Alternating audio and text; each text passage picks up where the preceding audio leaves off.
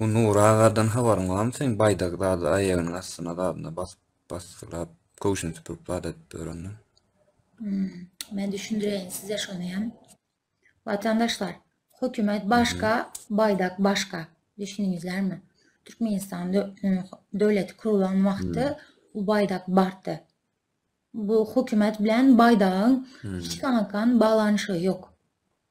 Ve bu baydak bizlerin devletimizi temsil eder. Türkmenistan'ımızı temsil eder. Düşünüyorlar mı? Bunu ayak altına almak, Maşallah. ayağın tekine almak bu baydağı. Yani fikir edip görevenler Türkmenistan devletini, hükümeti diyem yok. Türkmenistan devleti bu. Türkmenistan bizim hemmemizin yurdumuz, devletimiz. Bunu ayağın altına Maşallah. almak ve bunun için Türkmenistan'da konkret statyalar var.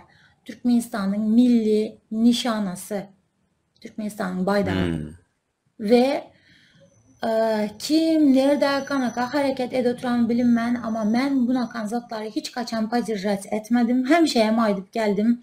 Ben hukuka aykırı yani hukuka doğru gelmeyen hiçbir hareketi goldanmanam edinmenem diye baştan beri sizlere aydıp geldim. Goldayanınızlar bar bolsa, içinizlerde edenizler bar bolsa, ertem bir gün Türkmenistan'a gidecek bolsanızlar eğer bilip koyunlar ki girinler Türkmenistan konstitüsyasına okuyup görünler. Türkmenistan'ın milli işte bayrağını, gerbına ya şolar yakmak, yıkmak, ayak tekine almak, şunun için kana kastaçaları var ve nimeslere karşılıktan şunu okuyup görünler. Ona göre meşrutatlar bilen razı men desenizler elinizlere, nime alımlar nereye gitsenizler gideverinler, düşününüzler mi?